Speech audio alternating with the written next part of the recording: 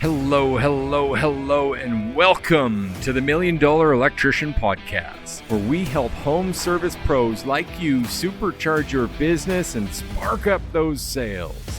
I'm Joseph Lucani, and together with my co-host, Clay Newmeyer, we're here to share the secrets that have helped electricians sell over $1 million from a single service van. Now, it's time for sales. It's time for scale. It's time to become $1 million electrician. Hello, hello, hello, and welcome back to another great episode of the $1 Million Electrician. I don't even need to say that anymore. We've got an intro, but I still like to. It gets me fired up. Joseph, how you doing today, brother? It is a beautiful day in this slice of paradise, man. Feeling incredibly blessed, grateful for what we have, grateful for what we don't have. Life is beautiful. Awesome. We got a great show today. We're going to talk about the 3 things that are a must for any electrical service business in order to succeed. But I also want to talk about a bit of a blessing first that you just mentioned a little bit. Apparently, on July 18th, we were named in Feedspot 60 Best Electrician Podcasts. And we're, if you could guess it, drum roll,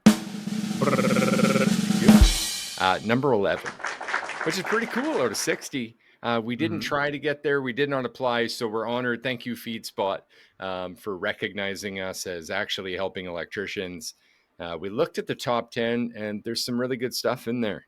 And it gives us something to strive for, I would say. But I think the biggest thing that could help is actually just more reviews. Because some of those top 10s don't even have great reviews, which is really interesting. They're like 3, 3.5. We're averaging, I think we're 5 on Apple, 4.7 on Spotify. Someone was mad at us. Not sure why. We should really look into that.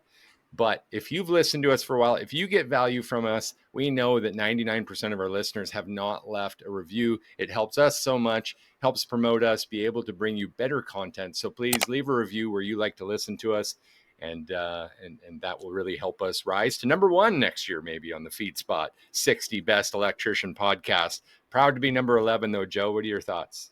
You know, it's interesting because it's one of those things like when you're nominated for an award that you didn't apply to or know existed, it feels great. It's like, hey, you were voted, you're a certain ranking in the world. You're in like the top 11 in the world. It's like, oh, well, who's else in the circle? This is great. I want to see who those people are not because I want to compete against them, but because I want to collaborate with them. Absolutely. You know, if you're in that top 11, like there's no competition, there's only collaboration. And if we can raise the tide for all electricians by creating some sort of Voltron of podcasts, like go for it. I'm down. Absolutely. I love that you said that. Collaboration's been our mission for ever since we started this. And remember, forever's not that long. 2022, a lot of the podcasts we're up against were, looks like number 1 master the NEC podcast since November 2014. So congratulations to you guys, big cojones.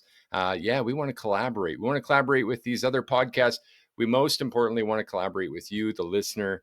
One of the best ways we can collaborate with you is if you do the review, but also shoot us a message. If you join our Facebook group, $1 Million Electrician, join us on the website, $1millionelectrician.com or serviceloopelectrical.com, and even just submit a request. What is it you need help with?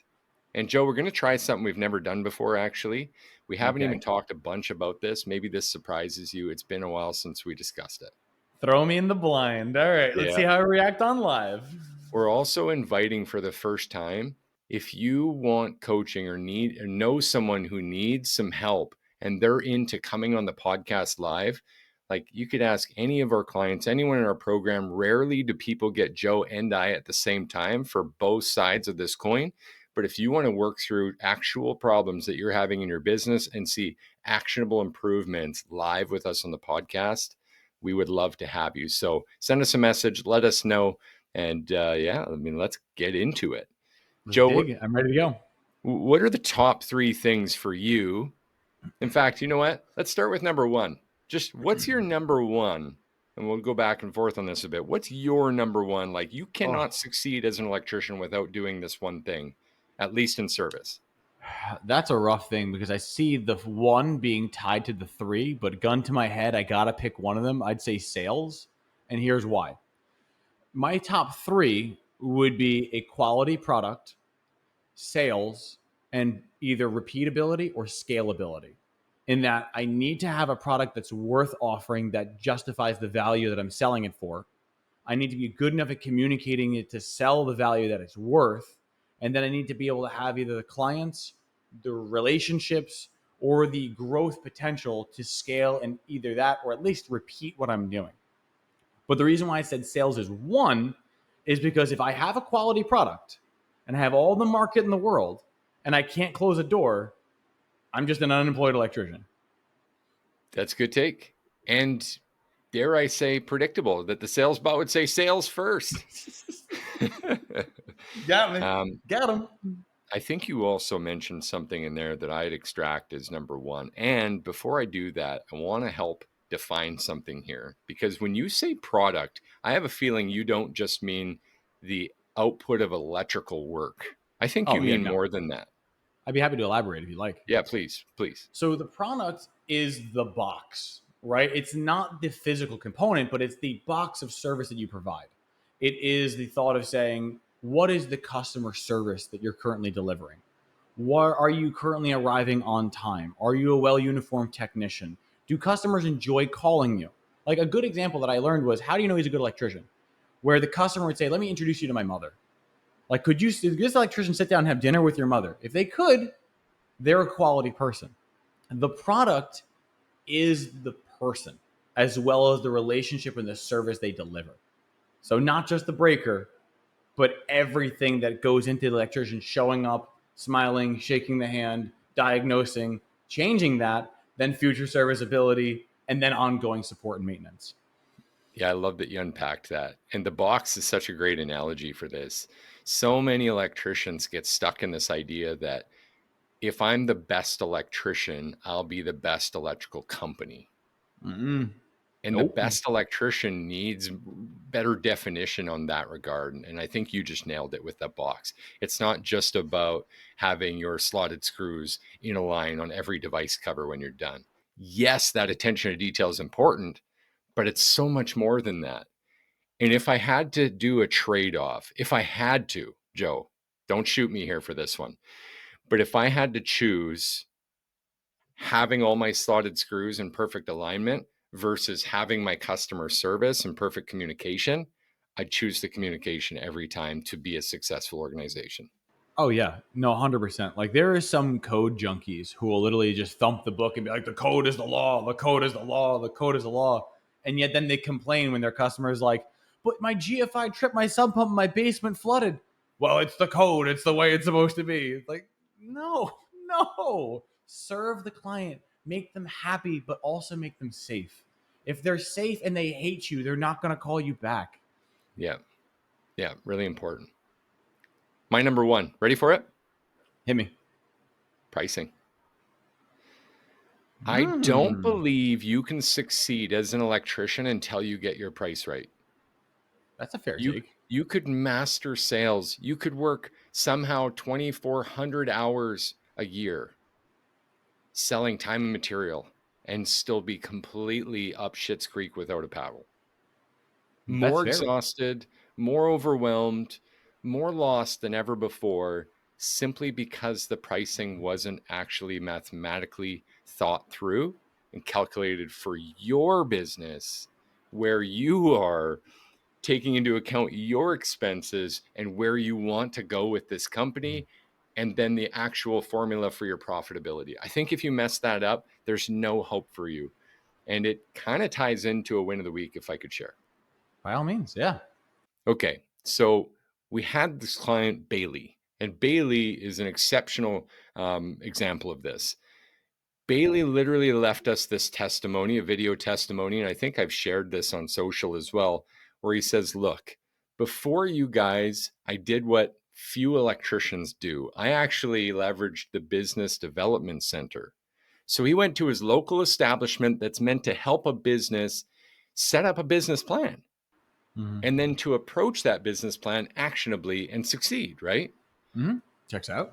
This isn't meant to throw dirt at the BDC, by the way. If you have one in your area, I do recommend leveraging them for their resources just to have someone else. And you know what? They just don't have the experience that we have. So continue listening to the podcast too. Bring this to them and ask if it's a good idea if you want. Mm-hmm. But the plan they came up with together at his BDC was Basically, hey, in our first year, we're going to project $312,000. And to do that, we're going to do time and material billing for 1,800 hours, Bailey said. Now, the other thing that they said really well to help Bailey is you should get help with this, though. It's way faster to learn from other people's mistakes than to wait to make all your own mistakes and learn from each of those mistakes. So And Bailey took survive that learning from them. and survive it. Yes, thank you. Mm-hmm. So Bailey did take that risk. He jumped with us, not knowing how it would turn out, right? Without any real, we never have the crystal ball. We don't know how actionable is Bailey going to be. How well is he going to take to this? Well, Bailey crushed it.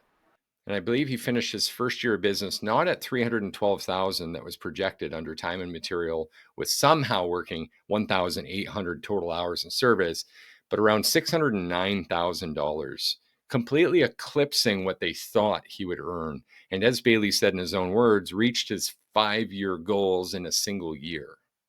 Mm-hmm. I would like to explain why this isn't ripping someone off and why it's so important that every electrician takes after Bailey.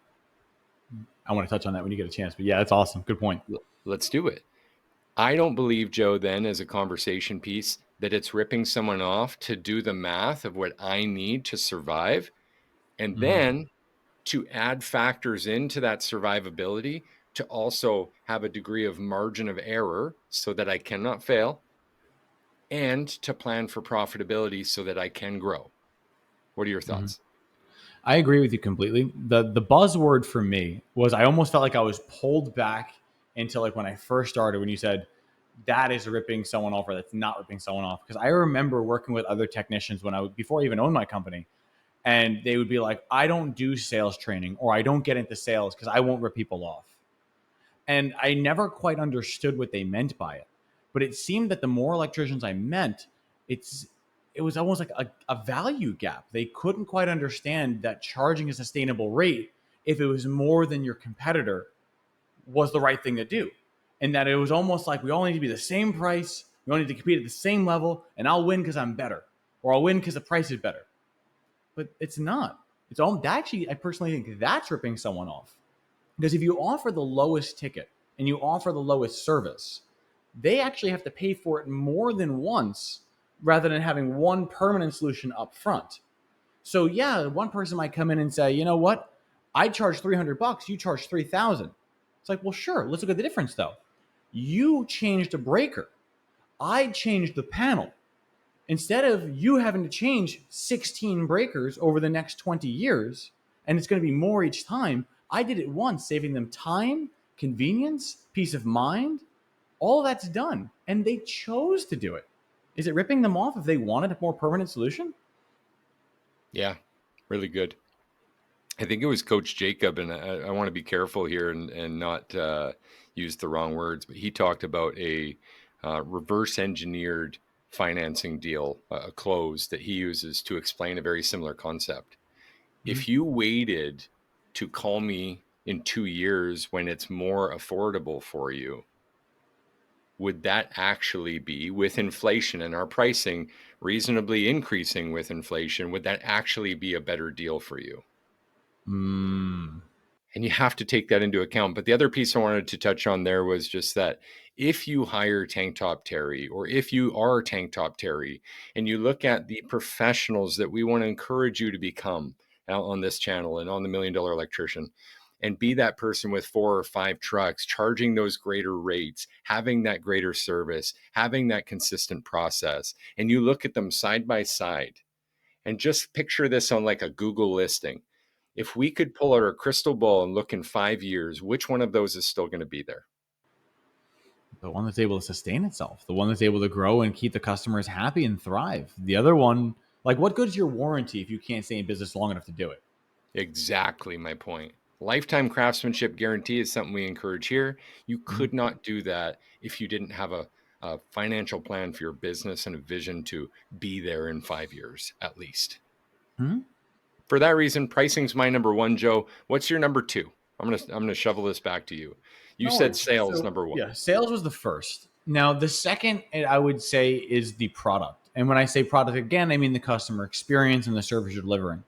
Because if you don't have a quality product that people would want and appreciate, and all you have is a good salesperson and a lot of people to sell to, Bob Marley said it best.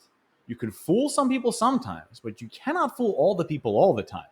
And the end result is if I don't have a product worth selling at a premium and I'm selling it at a premium, that is taking advantage of people. So I have to at least have something worth selling ethically. I won't be told that you're more and you're worse. I want my competitor saying, you know what, you do damn good work, man, but I don't know how you get off charging that rate. That's what I want to hear. Nice. Yeah, I like that one. I've got no argument there. Again, with the product, it's a huge value piece. I'm going to do something that might be counterintuitive for my number two. Go for it. And sorry if this jerks anyone's chain. Send me the hate mail. I'm open to it. I would want, I think you need as a number two to release from being an electrician. And I need to Interesting. go into detail of what I mean by this.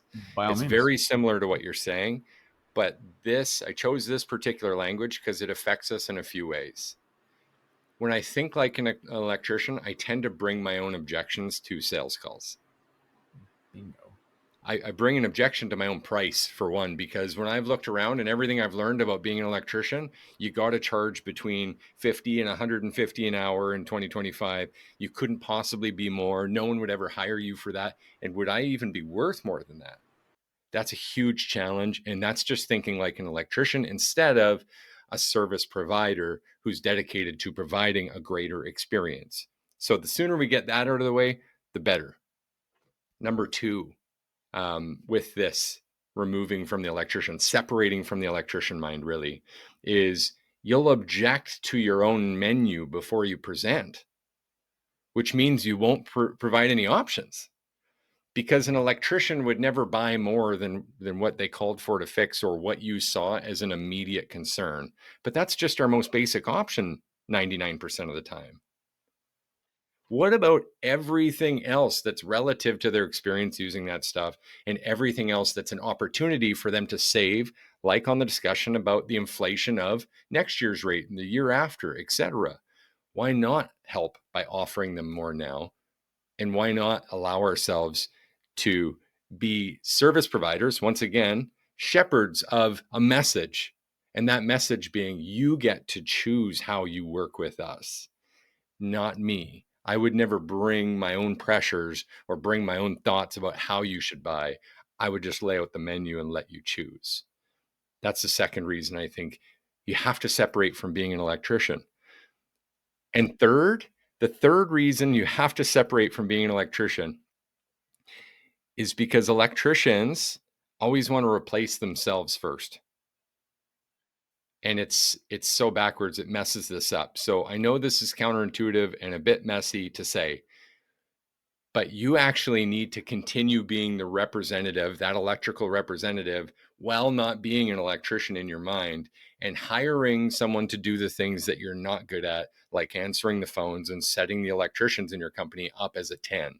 And I should just change the word to stop the confusion and say setting the service techs in your company as a 10. So the sooner you release from the perfect electrician and the sooner you gain traction with being a service provider, a shepherd to bring them great value and an experience, that UX, that user experience, I think that you need that to succeed in this business. Joe, what are your thoughts? You know, the thing that stood out most was the second thing that you mentioned. And I've said this before and I agree with it. It's the objection that you believe is the objection that's going to stump you. And like literally, we just had this come up both yesterday in options class and this morning in our role play class, where a client was saying, I'm going to go to a call and the guy said it was easy and he just needs a GFI changed. And that's all he wants. He's telling me it's over the phone and I'm going to get out there and I know my rate's going to be 500 plus and he's going to kick me out the door. I'm like, stop, because you're already going to lose this call. You're going to lose it not because he's priced the wrong way. He's priced the right way. He's going to lose it because he didn't want to offer options because he thought my lowest option is going to be rejected. He's going to kick me in the teeth if I offer more than that. And the funny thing is that when you go bottom to bottom, you do get compared based on price. But like I've always liked to say, I'm willing to compete on price when they're willing to compete on service. And so far, people don't want to compete on service. So as long as I keep serving at a high level, my price is what it is. And it's just up to them on whether they want to proceed with it or not. I agree, man. I agree. So you've got 2 down. You started with sales, then you went to the product, that box concept, making Yeah. sure that's complete. What would you say is your number 3, Joe? The third that I'd said was repeatability or scalability. And the reason why I say that is if you're the electrical company and you have the ability of generating profitable sales and you have a product that you're able to deliver and you're like, this is a good experience, it's a good quality workmanship, I have a good company, good warranties. Well, if you can't scale beyond it or you can't repeat it, then eventually you either fizzle out or you just always end up being the old electrician who's been doing this for the past 40 years and is disgruntled and has bad knees. Like, we don't want to be that guy. We want to be able to take this situation and say, all right, I have this product. How can I grow beyond what I'm doing so that I can use my mind instead of using my back? Because eventually you can only physically keep up for so long. Really good. I agree. My number 3, guys, I'm going to hold you in suspense for a minute and just say, if you're following us on YouTube and you haven't subscribed yet, then you're like 95% of our viewers. It really helps the show, just like we talked about reviews earlier. But when you subscribe, we're actually able to get better sponsors, better deals for our patrons, the people that are listening to this, as well as create better content. And that all helps. And what I want you to do also is just comment below with what are your top 3? What do you think are the 3 necessities to succeeding in the service business?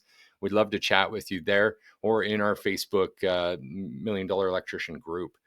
My number 3, Joe, again, I'm trying to keep people on their heels here. This one might also surprise you because it's not so tactical. I haven't been tactical, but I think these 3 qualities are really, really important.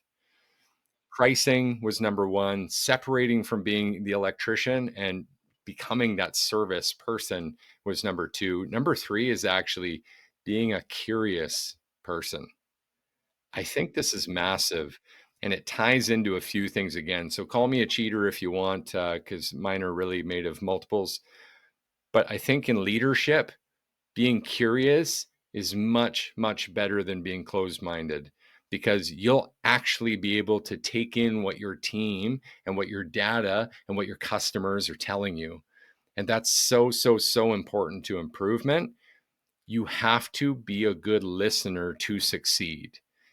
And it's not just listening with your ears. It's listening with your eyes, like Joe teaches the nonverbal cues. If you've listened to our podcast, I can't remember what number that was, man. It's been a while. Yeah, it's been quite a minute. It's listening to the emotions that are around you on your team. It's listening to your customers and the reviews, not just the good ones, but the bad ones too. It's listening to the words that they're using and then using that to position your offers and your marketing. And all of that comes from a curious mind. And nonetheless, a curious mind tends to land you on a place like our podcast. It tends to land you to other shops, doing shop tours, listening to other people who can influence you and your company and give you fresh ideas to bring better service to your customers, Joe. That's my top 3, brother. And I think we've got a ton of value in this episode. Any closing ideas or thoughts you wanted to bring to this one? I'd say at the very end of all of it, I'm sure there's an electrician who's wondering, like, what do I do? How do I do it? How do I absorb all this? Because we've done some pretty high level stuff. I would say this is something where you'd want to repeat the episode, but then leave with a present, not perfect mindset. Because I would rather you start than plan on being great and never starting at all. Start somewhere. Even if you hit the bottom, a ball's got to hit the ground before it bounces anyway. So start and just keep moving forward. Yeah, don't fear the failure. Run right for it. Thanks, you guys. We'll see you again next week. $1 Million Electrician Podcast. Take care, friends. Be blessed.